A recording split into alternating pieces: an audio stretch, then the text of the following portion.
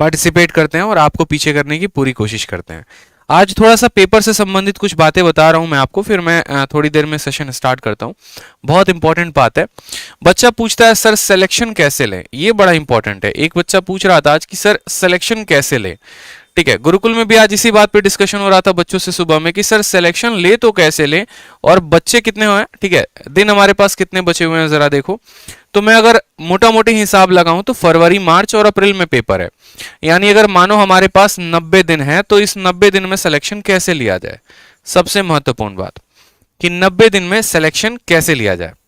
ठीक है, दिख रहा है ना, 90 डेज में सिलेक्शन कैसे ले, और ये आ जाता है लाइफ में अभी सबसे बड़ा क्वेश्चन मार्क। क्योंकि जैसे आप सीजीएल दोगे, सीजीएल चलेगा कम से कम 15-20 दिन, और 15-20 दिन के बाद जो है आपको सीजीएल के नोटिफिकेशन के तुरंत बाद, पेपर के तुरंत बाद जो है आपका सीएचएसएल का पेपर आ जाएगा। अब जब कहानी ऐसी होगी तो उस केस में आपके पास टोटल बचते हैं सिर्फ और सिर्फ ये 90 डेज। कुछ मुद्दे की बात हम आपको बताने वाले हैं। ठीक है, कुछ मुद्दे की बात हम आपको बताने वाले हैं, और वो मुद्दे की बात क्या है आप बड़े ध्यान से समझिएगा। थोड़ी सी हो सकता है कि आपको बातें मेरी कड़वी लग जाएं, और हो सकता है थोड़ी सी बातें आपको जो है मीठी लग जाएं, लेकिन जो भी बात होगी वो सिर्फ सच्चाई के ऊपर होगा। जितनी भी लाइंस होगी वो सभी की सभी ट्रू लाइंस होगी, और ये ट्रू लाइंस में आपको थोड़ा सा फोकस करना है। ठीक है, जैसा कि मैं हमेशा कहता हूं कि पढ़ाई के साथ साथ इन सभी बातों का भी ध्यान रखना बहुत जरूरी है। देखो क्या होता है कि अक्सर जो है ना, अगर मानो कि एक तरीके से आप लोगों को एक लाइफ का मैं केस बताता हूं, बड़ा सिंपल सा केस बताता हूं। ठीक है, जैसे मानो कि ये अपने लाइफ की छोटी सी एक स्टोरी डिस्कस करता हूं कि मैं था और मेरा एक रूममेट था जिसका नाम था आशीष। हम 12th में जब पढ़ाई किया करते थे, तो आशीष की कहानी कुछ ऐसी होती थी ना कि उसको लग्जरी चीजें काफी ज्यादा पसंद होती थी। ठीक है, लग्जरी चीजों का मतलब क्या हो गया कि जैसे अगर मानो कि रोड पे वो चल रहा है, पोर्श की गाड़ी दिख गई, बीएमडब्ल्यू की गाड़ी दिख गई, तो आशीष हवा हवा एकदम हो जाएगा। ठीक है, हम फिटजी में गए थे एक दिन डेमो क्लास लेने कि भैया इंजीनियरिंग करेंगे, तो फिटजी में गए वहां पर पढ़ने। तो पता चला कि वो टीचर की पैंट देख रहा है, शर्ट देख रहा है कि किस ब्रांड की। अरे भाई देखना, एलन सॉली का पैंट पहना उन्होंने, एरो की जीन्स पहनी है, इस तरीके से करके। मुझे इन चीजों से खास फर्क नहीं पड़ता था, लेकिन हाँ उसको बहुत ज्यादा फर्क पड़ता था। हमेशा वो ब्रांड के चक्कर में रहेगा। अरे मोबाइल देखो, आईफोन है। तो मैंने एक चीज उसके लाइफ से नोटिस किया, मैंने एक नोटिस किया ना कि मुझे भी मतलब मेरे और उसके आसपास में ही वो चीजें मौजूद हैं, लेकिन उसी को वो चीजें क्यों दिखती हैं। ठीक है, तो फिर इसका आंसर मुझे जाकर मिला एक दिन जब मेरे साथ ऐसी घटना हुई। उदाहरण के तौर पे जैसे मानो कि मेरे मन में एक टाइम था कि यार ये जो गाड़ी है ना, मतलब फॉर्च्यूनर, ठीक है, बहुत अच्छी गाड़ी है, और मैं बड़ा होऊंगा ना तो इस फॉर्च्यूनर को जरूर एक दिन मैं खरीदूंगा।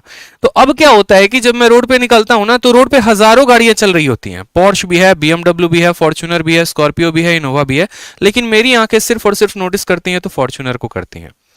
तो इसी तरीके से जब आप अपने सोसाइटी में निकलते हैं, जैसे मानो कि लड़कियां हैं, अगर उनको काफी चीजें फैशनेबल, कोई एक लड़की ऐसी है जिसको यार एक तरह की पर्टिकुलर जीन्स पसंद है, तो वो जब मार्केट में निकलेगी ना, तो उसको उसी तरह के लड़कियों पर नजर होगा कि हाँ यार इसने ये वाली पहनी है, देखो कितना ट्रेंडिंग में है।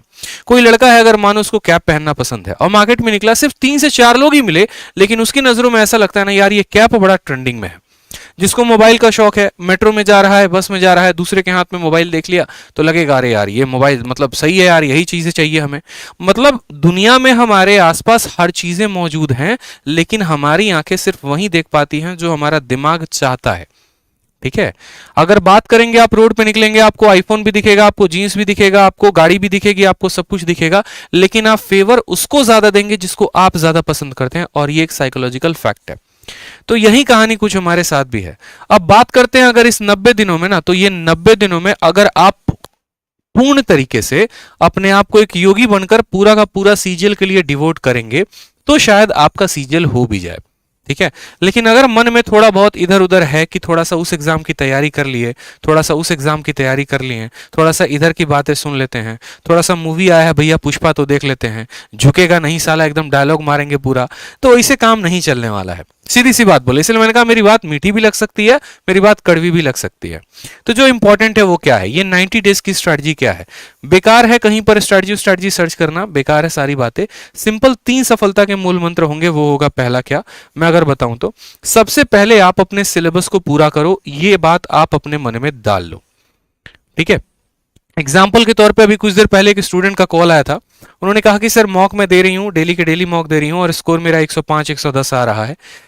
पिछली बार की जब सीजीएल आया था ना, तो वो बहुत ज्यादा डेडिकेटेड थी, बहुत ज्यादा डेडिकेटेड, और इतना डेडिकेशन मैंने किसी में नहीं देखा था जितना मैंने उस लड़की में देखा। कोई ऐसी क्लास नहीं थी जो मिस नहीं करती थी, चाहे वो यूट्यूब हो चाहे वो एप्लीकेशन हो। ठीक है, तो उसको लेवल जो मैंने देखा ना उस लड़की का, तो मैंने कहा कि देखो अमीशा, जो भी उनका नाम था, कि देखो आपका जो पेपर है वो हो जाएगा, कोई दिक्कत की बात नहीं है, कोई प्रॉब्लम की बात नहीं है, लेकिन मैं गारंटी कह रहा हूं कि आप ज्यादा से ज्यादा अभी कट ऑफ क्लियर कर पाओगे, और कट ऑफ क्लियर कर लिया तो हो सकता है कि आप आगे जाके मेंस में ड्रॉप आउट कर दिए जाओगे। एक पल के लिए उसको लगा कि यार सर कैसे इंसान है ये बताओ पहले, है लोग दुआ देते हैं कि बच्चों हम तुम्हारा सिलेक्शन होगा तथास्तु ये वो कह रहे हैं तुम प्री निकाल के मेंस में फेल हो जाओगी। ठीक है, तो मेरे कहने का पर्पस वो नहीं था कि आपका प्री हो जाएगा आपका मेंस नहीं होगा। असल में क्या होता है ना, कि जो जिस रास्ते से गुजरा होता है उसको वहां की खाई और उसको वहां की ऊंचाई सब कुछ पता होती है। हम लोग ऐसे यहाँ पर नहीं आए, मैं यहाँ पर ऐसे नहीं आया हूं कि हाँ बस आया गया और भैया ठीक है आ गए यहाँ पे और ज्ञान दे रहे हैं फालतू का। हर वो पेपर क्वालिफाई किया है, हमें पता है, ठीक है, कि फेल भी आदमी कब होता है, पास भी कब होता है, रैंक भी लेकर कब आता है, सब चीजें सब कुछ पता है मुझे ये भी पता है किसी बच्चे को देख के मैं बता सकता हूं कि उसका सिलेक्शन कब होगा, कितने टाइम में होगा, कितने मंथ में होगा, जिस हिसाब से उसकी तैयारी है।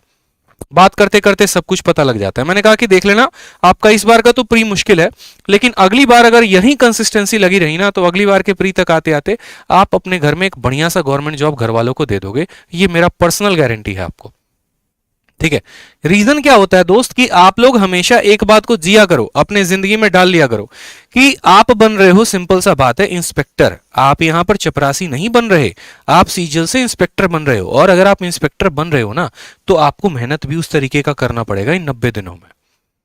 आपको मेहनत भी उस तरीके का करना पड़ेगा, आपको मैथ्स में भी उतने ही एफर्ट डालने पड़ेंगे, इंग्लिश में ही उतने ही एफर्ट डालना पड़ेगा, रीजनिंग में ही उतने ही एफर्ट डालने पड़ेंगे, जीएस में भी उतने ही। आप क्या सोचोगे कि सर एक काम करो ना, बताइए ना सर कोई छोटा सा वीडियो जिससे ज्योमेट्री कंप्लीट हो जाए। सर जीके का हम क्विज लगा रहे हैं, घटना चक्र लगा रहे हैं, स्पीडी लगा रहे हैं, कुछ सवाल सही होते हैं कुछ सवाल गलत होते हैं, सर सिलेक्शन तो हो जाएगा ना। आप मेरे भाई, मेरे दोस्त, मेरे प्यारे भाई, आप सिंपल बता दो, अगर मैं इतना करूं तो क्या मेरा सिलेक्शन हो जाएगा क्या? अगर मैं ही इतना करूं तो क्या मैं इंस्पेक्टर बन जाऊंगा? मैं भी उतना ही मेहनत करता हूं, आप भी उतना ही मेहनत करते हो, तो चलो एक काम करते हैं ना, दोनों इंस्पेक्टर बन जाते। कैसे पॉसिबल है यार? 12 लाख की भीड़ है, जो जेन्युइन क्राउड है ना, 3 से 4 लाख की जेन्युइन क्राउड है। आप यहां पर पहले इनको तो बीट करो जो सबसे ज्यादा महारथी हैं, और इनको बीट करने के लिए क्या होगा, उस लेवल की मेहनत करनी पड़ेगी। और उस लेवल की मेहनत सिर्फ मैथ में नहीं करनी पड़ेगी, हर सब्जेक्ट में उतना ही इनपुट डालना पड़ेगा, तो जाकर आप अपने आप को ढंग का प्रिपेयर कर पाएंगे, अपने आप को उस लेवल तक पहुंचा पाएंगे। और जिस दिन आप उस लेवल तक अपने आप पहुंचा लिए ना, फिर आप 30 डेज स्ट्रैटेजी 60 डेज स्ट्रैटेजी नहीं ढूंढोगे, सीधा का सीधा आपके हाथ में सिलेक्शन ही आएगा। जेन्युइन चीजों पे काम करिए, उल्टी सीधी चीजों पे मत भागिए। ठीक है, कि हम 10 दिन की स्ट्रैटेजी देख लेते हैं, 30 दिन की स्ट्रैटेजी देख लेते हैं, या ऐसे पढ़ लेते हैं। आपको डेडिकेटेड होना पड़ेगा सर। मैं आपको हर दिन पहले क्यों कहता हूं सर, मैं आपको 30 दिन पहले, ये 3 महीने पहले मैं आपको क्यों बात बता रहा हूं कि अगर अभी से भी आपकी जो तीसरी आंख है जो पीछे सो रही है, अगर अभी से भी वो जग जाती है, तो आप प्रॉपर तरीके से अपना शेड्यूल बना लेंगे, प्रॉपर तरीके से वोकैबुलरी पढ़ेंगे, प्रॉपर तरीके से ग्रामर की प्रैक्टिस करेंगे, प्रॉपर तरीके से मैथ्स की हर वो पॉइंट, हर वो फॉर्मूले पर आप काम करेंगे। आपका अगर एडवांस वीक है तो ऐसा नहीं है कि पेपर के 10 दिन पहले अलजेब्रा उठा रहे हैं, आप अभी से ही पढ़ना शुरू कर देंगे। तो हर उस मुद्दे पर काम करिए, बहुत जरूरी है आपके लिए। ठीक है, बहुत ज्यादा जरूरी है। आपको 3 मंत्र पर काम करना है। सबसे पहले तो आपको अपने सिलेबस पर ध्यान देना है। ठीक है, आप एक काम करो, सबसे बढ़िया बात बता रहा हूं, ठीक है, सबसे बढ़िया बात जो आपको कोई नहीं बताएगा, आप एक अपना पन्ना लो, एक ऐसा पेपर लो, जो मैं हमेशा करता था। ठीक है, जो पर्सनली मेरा अपना प्लान होता था। मैंने यहां पर क्या किया कि मैंने यहां पर 90 डेज का प्लान लिख दिया, और ये 90 डेज के प्लान में मैंने क्या मेंशन कर दिया, ये 90 डेज के प्लान में मैंने पॉइंट नंबर 1 मेंशन कर दिया कि भाई मुझे मैथ में फलाना फलाना फलाना फलाना टॉपिक्स खत्म करने हैं, ये मेरे टॉपिक्स हो जाएंगे, और यहां पर ये मेरी बुक लिस्ट हो जाएगी। ठीक है, और साथ में मैं उसको एक टाइम भी दे देता था कि एवरेज, ऑन एन एवरेज मुझे 5 दिन के अंदर, 10 दिन के अंदर मुझे एक चैप्टर को खत्म कर देना है। उसी तरीके से इंग्लिश में भी हम अपना टाइम लिस्ट बना लेते हैं कि इंग्लिश में मुझे जो है यहां पर ग्रामर हो गया, वोकैब हो गया, इस तरीके से मुझे सभी चीजों को खत्म करना है। ठीक है, ग्रामर में मुझे यहां पर ये 8 टॉपिक हैं, बस मुझे इन्हीं के ऊपर मेहनत करनी है। और वोकैबुलरी में सिर्फ एक बुक है, मानो नीतू सिंह हो गई तो नीतू सिंह हो गई, ऑनलाइन मेंटर हो गया तो ऑनलाइन मेंटर हो गया, जो भी हो गया, मुझे यहां पर इनको खत्म करना है। जीएस में मेरे माइंड में हमेशा फिक्स होता था कि अगर मैं ऑब्जेक्टिव के सहारे रहूंगा तो एक दिन गंदा फंसने वाला हूं। ठीक है, तो मैं कभी ऑब्जेक्टिव का सहारा लेता ही नहीं था, हमेशा मेरे मन में ये होता था कि एक काम करो, सबसे पहले जीएस के लिए तुम सब्जेक्टिव पढ़ लो, सब्जेक्टिव एक बार गो थ्रू हो जाओ। कहां से हो जाओ? तो लूसेंट सबसे बढ़िया किताब है, वहां से हो जाओ। कोई और किताब है तो तुम वहां से हो जाओ सब्जेक्टिव, और उसके बाद वहां पर बैठ के तब ऑब्जेक्टिव लगा लो, यानी सब्जेक्टिव और ऑब्जेक्टिव। इसके अलावा कुछ छोटे छोटे पर्चे भी बना लेता था मैं। पर्चे जानते हो? वो पर्चे नहीं जो एग्जाम में चीट करने के लिए लिए जाते थे। पर्चे का मतलब ऐसे हो गया, जैसे फेमस दर्रे हो गए, फेमस पहाड़ हो गया, फेमस आपका पार्क हो गया, ठीक है, आपके बांध हो गए, ठीक है, भारत में पहला पुरुष हो गया, इस तरीके से कुछ स्लोगन्स हो गए, नारेज हो गए, इनके पर्चे बना लिए थे। कहीं कहीं से प्रिंट आउट निकलवा लिए थे जाके किसी किसी वेबसाइट से, जैसे ग्रेडअप हो गया, वहां पर सबसे ज्यादा दिया होता है। ये पर्चे बनाने के बाद, ठीक है, तब इनको प्रॉपर तरीके से रिवाइज करना। मतलब अगर मैं इस पे हमला कर रहा हूं ना, तो एक दिशा से नहीं, टोटल मिलाकर 3-4 दिशा से हमला होती थी मेरी, ठीक है। एक मेरा हो जाता था कि इसके मिसलेनियस पे अटैक करूंगा, दूसरा मेरा ये हो जाता था इसके ऑब्जेक्टिव पर अटैक मारना है, तीसरा मेरा ये हो जाता था यहां पर कि करंट अफेयर पर भी जोड़ देना है, ठीक है। इस तरीके से हमला होगा। फिर उसके बाद हम आते थे रीजनिंग पे। अब रीजनिंग में क्या होता है, एक बच्चा जो है वो जीवन में इस बात के मिथ पे जीता है, भाई का तो तेरा रीजनिंग कंप्लीट है, ठीक है, मेरा तो रीजनिंग बहुत अच्छा है, 50 में 50 तो आ ही जाएंगे। और यकीन मानो उस भाई को भी ये पिछले साल पता नहीं उसकी आंखें कब देखी होंगी, स्कोर 50/50 नहीं आता दोस्त। जिंदा आदमी इस उम्मीद में रहता है कि रीजनिंग अच्छा है और रीजनिंग में 50 में 50 आ जाएगा, बट नहीं आता है। क्यों नहीं आता है? क्योंकि देखो, अगर कोई चीज नहीं आती है ना, तो गुरूर नहीं करना उस चीज का, ठीक है, घमंड नहीं करना है कि रीजनिंग आती है। हो सकता है कभी आप किसी दिन में उस घमंड के लपेटे में आ जाओ, उससे बढ़िया ये है कि आप उसको कॉन्स्टेंटली मेहनत करते रहो। करना दोस्त, एटीट्यूड जरूर दिखाना, गुरूर जरूर दिखाना, लेकिन जिस दिन हाथ में ज्वाइनिंग होगी उस दिन दिखाना, उस दिन शोभा भी देगा। अभी तो आपकी सीखने की उम्र है। अभी एक काम क्या करो कि रीजनिंग में जैसे मानो अगर कोई टॉपिक नहीं आता, आप उसको पूरा का पूरा पढ़ो प्रॉपर तरीके से, और अगर नहीं आता तो प्रैक्टिस करो। ज्यादा से ज्यादा मेरा मानना है कि अभी प्रैक्टिस के ऊपर जोर दो, उन सवालों के ऊपर जो सबसे ज्यादा कैलकुलेटिव है, ठीक है, जो नए पैटर्न के ऊपर पूछे गए हैं। कहीं से भी प्रैक्टिस करते हो। रीजनिंग की जो बुक है हमारी विक्रमजीत सर की, आप उससे प्रैक्टिस कर सकते हो, बहुत जबरदस्त बुक उन्होंने बना रखी है, ठीक है। तो इस तरीके से आप यहां पर पूरा पे एक प्रॉपर 90 डेज का प्लान बना लो। उस 90 डेज के प्लान में आप हर सब्जेक्ट को टारगेट कर रहे हो, आप वोकैब को भी टारगेट कर रहे हो, आप करंट अफेयर को भी टारगेट कर रहे हो, आप रीजनिंग को टारगेट कर रहे हो, मैथ को कर रहे हो, इंग्लिश को कर रहे हो। तो इस तरीके से एक 90 डेज प्लान अपने आपने कॉपी में बना लिया, सारी बातें आपने नोट डाउन कर ली। उसके बाद क्या होता था, मैं यहां पर डेज के प्लान बनाता था कि डेज में जैसे मानो 1 हो गया, 2 हो गया, 3 हो गया, 4 हो गया, इस तरीके से करके पूरे 90 दिन का प्लान बना लिया। जैसे जैसे मेरा दिन बीतता था ना, मैं उसको ऐसे काटना शुरू करूंगा, अरे यार इतने दिन बीत गए, इतने दिन बीत गए, इतने दिन बीत गए। वो क्या होता है, एक साइकोलॉजिकल प्रेशर बनाता है माइंड के ऊपर, और हमें बार बार एक रिमाइंडर देते रहता है कि देखो इतने ही दिन बच गए हैं, अब नहीं पढ़ोगे तो कब पढ़ोगे, इतने ही दिन बच गए, अब नहीं पढ़ोगे तो कब पढ़ोगे। क्योंकि आज का समय ऐसा है ना, बेशक कोई कितना कह ले कि यार मैं अपने आप में बहुत महान हूं, या फिर एक तरीके से मुझे किसी की गाइडेंस की जरूरत नहीं है। बेशक आपको किसी की गाइडेंस की जरूरत नहीं है, मैं आपकी 100 बातें एग्री करता हूं, लेकिन हाँ, आज के टाइम में आपको अपने आप पे ही प्रेशर डालने की बहुत जरूरत है।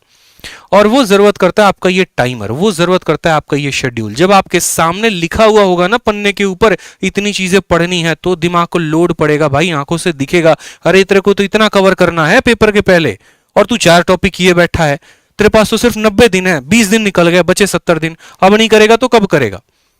तो ये डेली का डेली एक प्रेशर क्रिएट करते रहेगा आपके ऊपर। उस प्रेशर में शायद हो सकता है थोड़ा बहुत आप पढ़ाई कर भी लो, ठीक है। हो सकता है उस प्रेशर में आप एक पल के लिए ये भी सोच लो, यार आज है ना 2 चीजें मेरे सामने हैं, या तो एक मैं बैठ के 3 घंटे की मूवी देख लूं या वेब सीरीज देख लूं, या फिर हो सकता है कि मैं 3 घंटे में एक टॉपिक कंप्लीट कर लूं।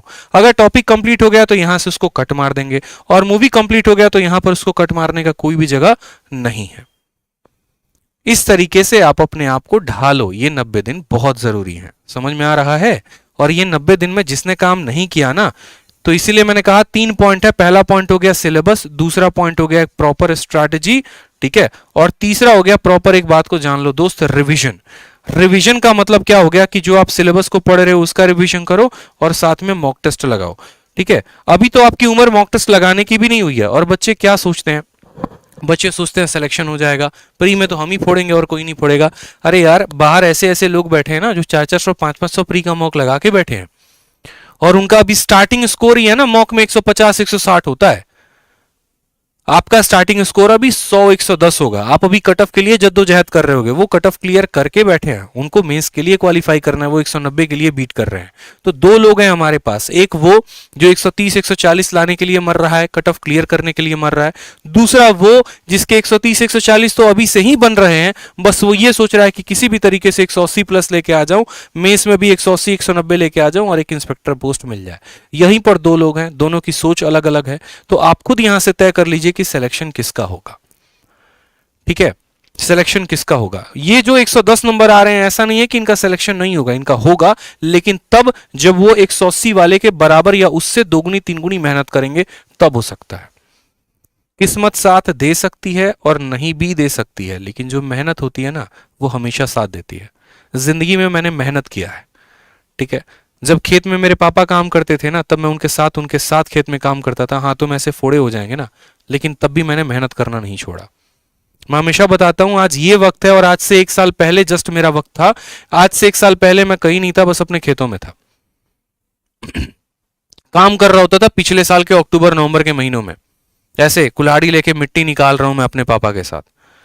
और 1 महीने 1.5 महीने के बाद मेंस था। जो मेहनत की थी ना भाई, उसका कोई सब्सटीट्यूट नहीं है। 2 घंटे 1 घंटे की मॉक में आप प्री में थक जाते हो, दिन में 2-2 घंटे की एक मॉक में मेंस की लगाता था। एक दिन में कम से कम 3 से 4 मॉक हम मेंस का लगाएंगे। जब दिल्ली आए, यहाँ पर एक लाइब्रेरी ज्वाइन किया, यहाँ पर जाके 3 से 4 मॉक डेली लगाते थे, वो भी ये देखकर कि आसपास का माहौल इतना है, अगर मैं इतनी मेहनत नहीं करूंगा तो मैं फेंका जाऊंगा कहीं दूर, मैं किसी कोने में पड़ा रहूंगा, ठीक है, मेरे हाथ में हमेशा बेरोजगारी रहेगी और कुछ नहीं होगा।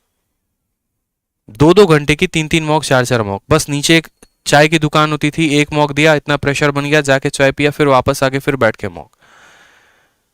सुबह निकलते थे सूरज देखकर, रात को सूरज ढलने के बाद ही सीधा रात में 11-12 बजे आदमी निकल रहा है। बस वो 1 महीने अपने आप से प्रॉमिस कर लिया था कि ना लेफ्ट देखो ना राइट देखो, बस अपनी किताबों को देखो, अपने कंसेप्ट को देखो, बनाओ, पढ़ो कायदे से, वही तुम्हें जो है कामयाब बनाएगी, वही तुम्हें आगे लेके जाएगी। तो इस बात का ध्यान रखो, प्रॉपर तरीके से जो है पूरा एक अपना शेड्यूल बनाओ। आपकी कमजोरी, आपकी जो खासियत है, वो सिर्फ आप जानते हो, आपके अलावा कोई नहीं जानता है। आपको पता है आपके वीक पॉइंट्स क्या हैं, आपको पता है अगर आपकी जीएस कमजोर है तो सर आप काम करिए ना उसके ऊपर। किसी और को थोड़ी लेकर आएंगे सर आप काम करवाने के लिए, भैया मेरा जीएस है तुम अच्छा करवा दो, ऐसे नहीं होगा सर। आप ही को ढूंढना पड़ेगा ना। आप या तो इंटरनेट को ढूंढिए, या आप किसी किताब को पकड़िए, या आप कहीं और पे पकड़िए, लेकिन हाँ जो भी है आप प्रॉपर तरीके से डिसाइड कर लीजिए, मेरा वीक पॉइंट है, मैं इसके ऊपर काम करूंगा। ठीक है, तुम्हारा वीक पॉइंट है, अगर मानो कि आपका वीक पॉइंट है जीएस की तरफ, तो आप जीएस के ऊपर ज्यादा फोकस करो। वोकैबुलरी है तो वोकैबुलरी के ऊपर ज्यादा फोकस करो। हर जगह अपने आप में अच्छा है, हर जगह अपने आप में बहुत बेहतरीन है। आप अपने घर से भी पढ़ाई कर सकते हैं, बाहर से भी पढ़ाई कर सकते हैं, कहीं से भी आप पढ़ाई कर सकते हैं, कोई परेशानी की बात नहीं, लेकिन बस पढ़ाई आपको करना है। ठीक है, कुछ सोशल डिस्ट्रैक्शंस हो जाते हैं जिसके ऊपर थोड़ा काम करो। अगर किसी चीज पे लगता है कि समय ज्यादा जा रहा है तो अपना प्रॉपर एक शेड्यूल बना लो कि इसको बस इतना ही लिमिटेड टाइम एक देना है, इससे ज्यादा नहीं। चाहे वो मोबाइल पर किसी से बात करना हो गया, किसी के साथ घूमने जाना हो गया, ठीक है, या परिवार का कोई भी एक तरीके से काम हो गया, तो अभी कुछ देर के लिए होल्ड कर सकते हो, क्योंकि एक बार आप बेहतर हो गए ना, आने वाली आपकी जितनी भी पीढ़ी है ना वो मौज करेगी, मैं गारंटी दे रहा हूं। क्योंकि एक इंसान के ऊपर आज के टाइम में 3 जनरेशन का जो है रिस्पॉन्सिबिलिटी होता है। अगर मैं हूं ना तो मेरे ऊपर मेरा खुद का रिस्पॉन्सिबिलिटी है, जो मेरी अपनी जनरेशन होगी, जैसे मैं हो गया, मेरी वाइफ हो गई, ठीक है, मेरे भाई हो गए, मेरी बहन हो गए, वो हो गए। एक मेरा पिछला जनरेशन, जैसे मेरे पापा हो गए, मेरे मम्मी हो गई, मेरे दादा हो गए, मेरे चाचा हो गए, वो ठीक। और एक मेरा आने वाला जनरेशन, जैसे मेरा बेटा हो जाएगा, मेरी बेटी हो जाएगी, मेरे जो आने वाले पूरी की पूरी हायरार्की होगी। बेशक मैं बहुत अच्छे स्कूल से नहीं पढ़ा, मैं एक बात ये मानकर चलता हूं। पल के लिए हम कहते हैं ना कि यार मेरे पापा में समर्थ उतना नहीं था कि वो मुझे इतना पढ़ा पाए, ठीक है, उनके अंदर समर्थ नहीं था। मेरे पापा ने तो खैर पढ़ाया, बहुत पढ़ाया, अपनी रोजी रोटी मारकर मुझे पढ़ाया, इस बात के लिए मैं उनको हमेशा शुक्रगुजार हूं। बट एक एग्जाम्पल दे रहा हूं कि मानो लाइफ आपको आज सबसे बेस्ट रिसोर्स नहीं देती है, ठीक है, आपके पास उतने पैसे नहीं है कि आप शहर जाके पढ़ाई कर सको, ठीक, लेकिन आप तो अपने आप को इतना काबिल बना लो कि कल के दिन आपका बेटा आपसे ये बात ना बोले। आप बताओ, पहले आप अपने आप को उस काबिल नहीं बना रहे, और फिर आपका बेटा भी वही एक्सक्यूज देगा जो आप एक्सक्यूज दे रहे हो। इससे बेहतर यह है कि आप उसके लिए एक बढ़िया सा प्लेटफॉर्म तैयार करके दो, और वो तब दोगे जब आप अगर अच्छे स्कूल में नहीं पढ़े, अगर आप उसको अच्छे स्कूल में पढ़ाने का सोचते हो, वो तब पॉसिबल है जब आप उस लेवल की मेहनत कर रहे हो, आप उसको कुछ गिफ्ट में दे रहे हो, एक तरीके से एक बोलते हैं ना विरासत में मिली है, तो ये आपकी कामयाबी से उसको विरासत में मिलेगा, और इसके लिए बस आपको मेहनत करनी पड़ेगी। ठीक है, समझ में आ गया बात? मन लगा के पढ़ो भाई, बस और कोई दिक्कत की बात ना है, ठीक है। बाकी चीजें सब साइड कर दो, पड़ोसी वड़ोसी की सब बातें साइड हो जाती हैं, कोई फर्क नहीं पड़ता, बस आप ढंग से अपने ऊपर मेहनत कर लो, ठीक, ताकि आने वाली पीढ़ी कम से कम बोल सके कि हाँ भाई साहब ये हमारे लिए कुछ छोड़ कर गए, कुछ अच्छा करके गए, देश के लिए भी कुछ अच्छा कर लोगे आप, ठीक। और छोटी छोटी चीजें हैं ना, छोटी छोटी चीजें पे आप काम करो यार। मैं आज यही बात हो रही थी मेरी अनिल सर से कि एक वो दिन था कि सर जब यहाँ पर व्हाइट बोर्ड लगा होता था, डिजिटल बोर्ड नहीं था सर, व्हाइट बोर्ड था, मार्कर से आते थे पढ़ाते थे, 5 बच्चे 10 बच्चे लाइव देखा करते थे, 20 बच्चे लाइव देखा करते थे। सर हमने तो शुरुआत वहां से की है, हमें तो सर डूबने का डर ही नहीं है, क्योंकि हमने तो शुरुआत ही 0 से की है। आज 1000 बच्चे लाइव देखते हैं, कल हो सकता है 10,000 बच्चे लाइव देखेंगे, एक दिन 1 लाख बच्चे भी लाइव देखेंगे, वो भी पल आएगा। तो जो व्यक्ति एकदम नीचे से शुरुआत करता है ना, उसको पता होता है यार कहां कहां पर ब्रेक थ्रू आएंगे, और डर नहीं लगता फिर। बस उसी तरीके से मेहनत करो। बेशक आपका स्कोर 60 आ रहा है, कोई परेशानी की बात नहीं, लेकिन ये 60 से जो है ना, 60 के बाद 60 पे ही नहीं रुकोगे, 70 आएगा, 80 आएगा, 90 आएगा, 100 आएगा, 190 भी आएगा। एक पल था जब मैं ये सोचा करता था कि यार जिस दिन मैं टॉप मारूंगा ना, पक्का मेरे जो पोस्टर हैं वो हर जगह पर लगेंगे, ठीक है। किसी पर्सन से मेरी एक दोस्त था, उससे लड़ाई हो गया था, तो मैंने सोचा था कि चल ठीक